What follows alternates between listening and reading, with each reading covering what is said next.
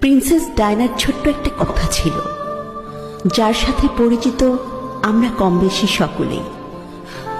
সে বলেছিলেন, আমি যাকে ভালোবেসেছিলাম সে ছাড়া গোটা বিশ্ব আমায় ভালোবেসেছিল।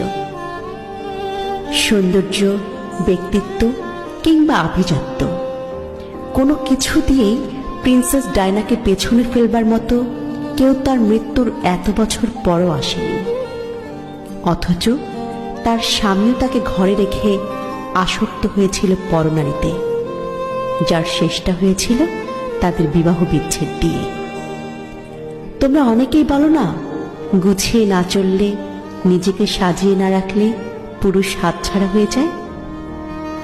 আসলে এটা পুরোপুরি মিথ্যে, বুঝলে? যার মানসিকতা নোংরা তার ঘরে হুর থাকলেও সে কাজের মেয়ের পেছনে ঘুরে বেড়ায়, আর যার মানসিকতা পরিষ্কার সে দিনের পর দিন শত শত সুন্দরী নারী উপেক্ষা করে শুধুমাত্র তার স্ত্রীর কথা ভেবে। বেঈমানদের কোনো কারণ লাগে না বেঈমানি করার জন্য। তাদের আগাগোড়া পুরোটাই নোংরামিতে ভরা।